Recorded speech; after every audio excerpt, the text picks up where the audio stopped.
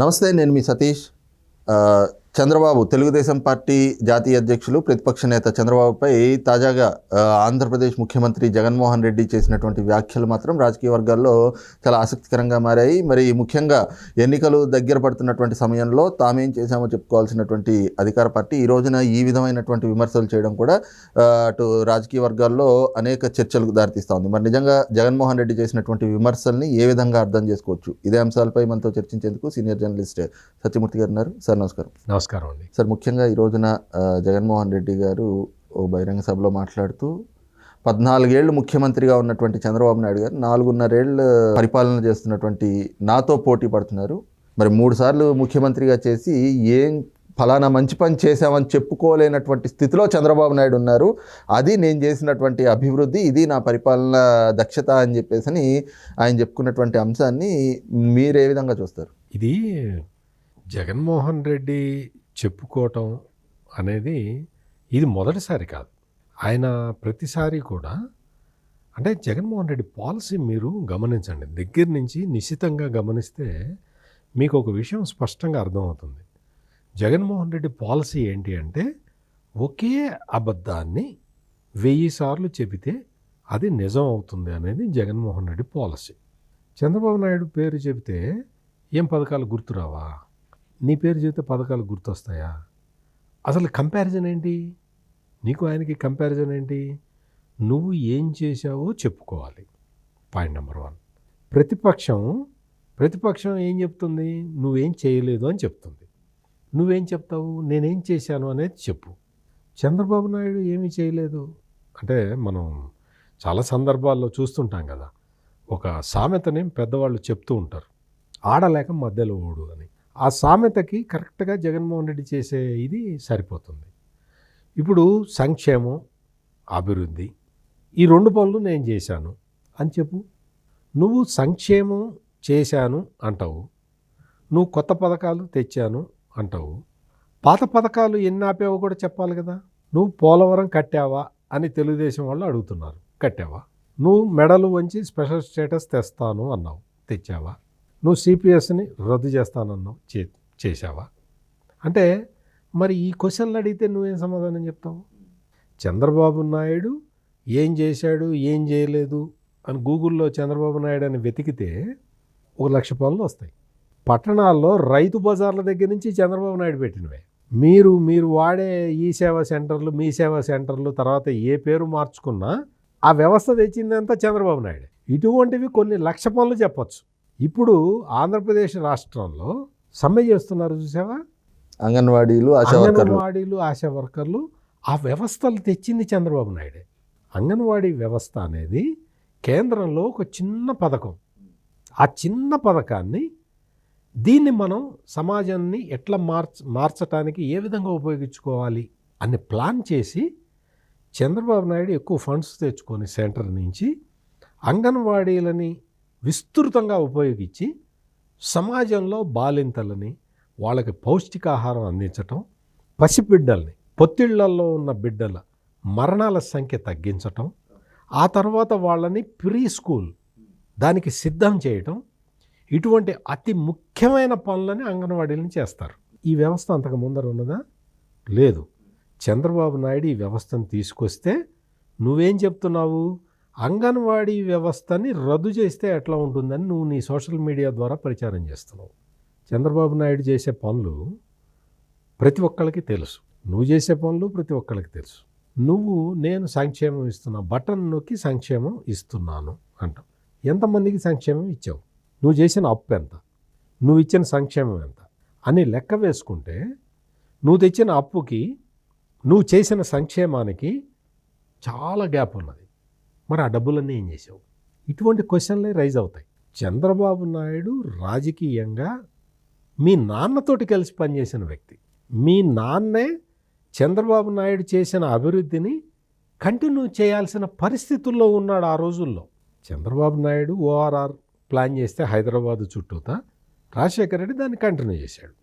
Chandrababu Naidu airport శంషాబాద్లో ఎయిర్పోర్ట్కి plan చేస్తే రాజశేఖర రెడ్డి దాన్ని కంప్లీట్ చేశాడు. ఇట్లా ప్రతిదీ హైటెక్ సిటీ చంద్రబాబు నాయుడు కడితే దాన్ని తర్వాత కాంగ్రెస్ గవర్నమెంట్లు అభివృద్ధి చేసినాయి. హైదరాబాద్కి మెట్రో రైలు తీసుకురావాలని చంద్రబాబు నాయుడు ప్లాన్ చేస్తే ఆ తర్వాత కాంగ్రెస్ గవర్నమెంట్ తీసుకొచ్చింది. నువ్వేం చేసావు?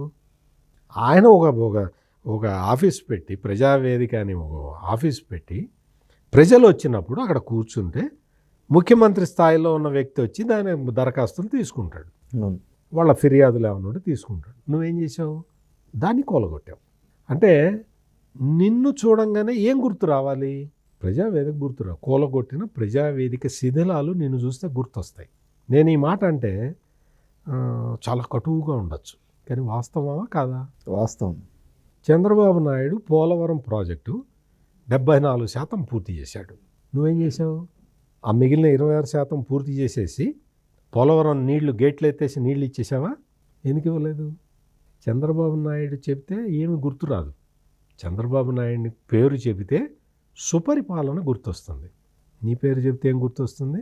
పోలీసుల దౌర్జన్యాలు, అణచివేత, దళితులకి శిరోముండనం, బీసీలపై అఘాయిత్యాలు, మహిళలపై అత్యాచారాలు, ఇటువంటివి గుర్తొస్తున్నాయి. అది సెట్ చేసుకోవాలి. ఇటువంటి విమర్శలు గతంలో కూడా జగన్మోహన్ రెడ్డి చేశాడు. ఇదే ఇటువంటి కామెంట్లు చేయటం, ఇటువంటి కామెంట్ల మీద తెలుగుదేశం వాళ్ళు రియాక్ట్ అయితే ఆ రియాక్ట్ అయిన వాళ్ళని బూతులు తిట్టించటం. ఇప్పుడు చాలామందిని చూసాం మనం. ఇప్పుడు అట్టా తెగబడి బూతులు తిట్టిన వాళ్ళందరికీ జగన్మోహన్ రెడ్డి టికెట్లు ఇవ్వటం మానేస్తున్నాడు. అంటే బూతులు తిట్టే వాళ్ళు కూడా ఒక విషయం గుర్తుపెట్టుకోవాలి, వాళ్ళు రాజకీయ నాయకులు, వాళ్ళు ఏదో గుండాలు, పెయిడ్ గుండాలు కాదు.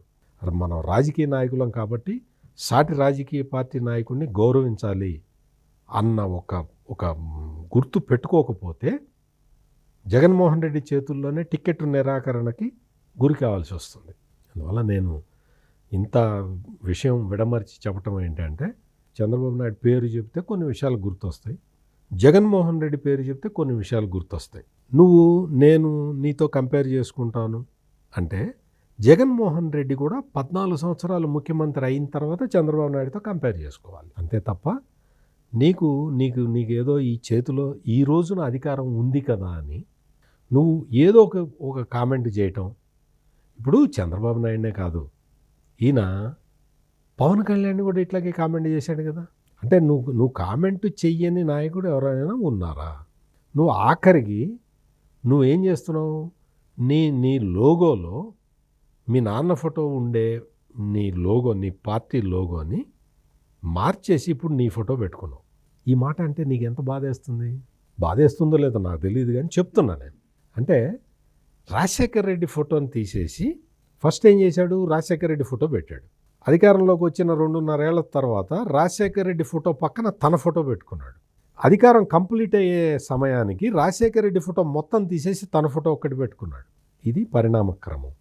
అంటే నీ తండ్రి చేసిన పనుల మీద కూడా నీకు గౌరవం లేదు అనేది ఈ చర్యతోటి స్పష్టమవుతున్నది. చర్య కదా సార్, నేరుగా ఇవాళ ఆయన చేసిన వ్యాఖ్య కూడా ఏమిటి అంటే, దీని కొనసాగింపుగా, ఇందాక నా ప్రశ్నకు కొనసాగింపుగా ఆయన మాట్లాడినటువంటి అంశం కూడా, మనకి స్వతంత్రం వచ్చిన ఈ 75 ఏళ్లలో, అంటే ఈ రోజున జగన్మోహన్ రెడ్డి ప్రభుత్వ అధికారంలోకి వచ్చే వరకు కూడా ఈ 4 ఏళ్ల 9 నెలల కాలంలో జరిగిన అభివృద్ధి గతంలో ఉన్న ఈ 75 ఏళ్లలో ఎప్పుడూ జరగలేదన్న మాట చెప్పారంటే, తన తండ్రి ముఖ్యమంత్రిగా ఉన్నప్పుడు కూడా రాష్ట్రానికి ఏమీ చేయలేదని ఒప్పుకున్నట్లే కదా.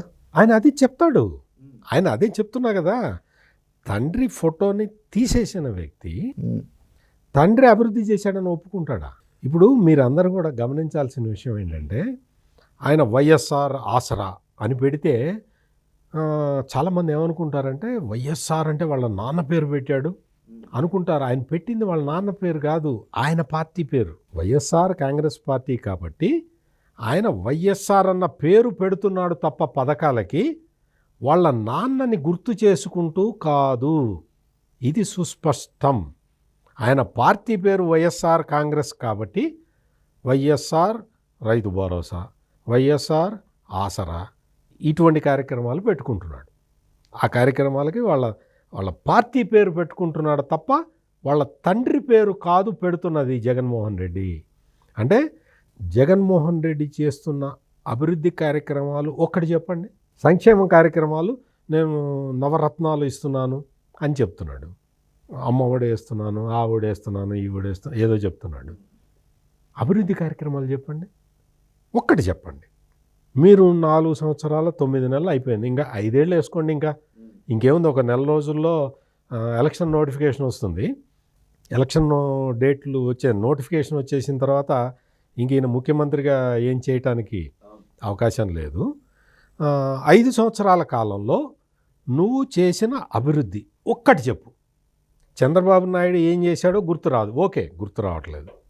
నువ్వు ఈ 5 సంవత్సరాల్లో నువ్వు చేసిన ఒక్క అభివృద్ధి పని నువ్వు చెప్పు. రాష్ట్రంలో రోడ్లు వేసావా అంటే ఈ క్వశ్చన్ అడిగితే నువ్వేం సమాధానం చెప్తావు? అంతే. చంద్రబాబు నాయుడు నీతో పోటీ పడే స్థాయిలో ఆయన లేడు. చంద్రబాబు నాయుడు ఏంటి అంటే ఆయన ఒక రాజకీయ వ్యవస్థని నడుపుతూ ఉన్నారు. ఆ రాజకీయ వ్యవస్థ ద్వారా ప్రజలకి మేలు చేయాలన్న ఉద్దేశంతో ఆయన ఉన్నాడు. అందుకని చెప్పి ఆయన ఈ డెమోక్రటిక్ ప్రాసెస్లో భాగంగా ఎన్నికల్లో పోటీ చేస్తున్నాడు. నువ్వు ప్రత్యర్థిగా ఉన్నావు అంతే తప్ప చంద్రబాబు నాయుడు నీతో పోటీ పట్టల్లా. ఈ డెమోక్రటిక్ వ్యవస్థలో నీ పార్టీతోటి ఆయన పార్టీ పోటీ పడుతున్నది. ఇది క్లారిటీ ఉండాలి. ఈ క్లారిటీ మిస్ అయితే నువ్వు టార్గెట్ మిస్ అవుతావు. ఇప్పటికే టార్గెట్ మిస్ అయ్యావు. అందుకని ఇంకా ఎలక్షన్లు ఇంకొక 2-3 నెలల్లో ఉన్న ఈ సందర్భంగా అయినా సరే నువ్వు టార్గెట్ మిస్ కాకుండా కరెక్ట్గా టార్గెట్ చూసుకోమని నా అడ్వైస్. రైట్, ఇది చూస్తున్నాం కదా, ముఖ్యంగా ఏదైతే ప్రజల ముందు కాస్త మేకపోతు గాంభీర్యం కోసం ఆ ప్రదర్శింపులో భాగంగానే జగన్మోహన్ రెడ్డి చేసినటువంటి వ్యాఖ్యలు అయితే కనిపిస్తున్నాయి. కానీ వాస్తవానికి ఎక్కడ కూడా చంద్రబాబు నాయుడు తోటి పోల్చుకునే స్థాయి జగన్మోహన్ రెడ్డికి అయితే లేదు అన్నటువంటి భావాన్ని సీనియర్ జర్నలిస్ట్ సత్యమూర్తి గారు వ్యక్తం చేస్తూ ఉన్నారు. Thank you. నమస్కారం.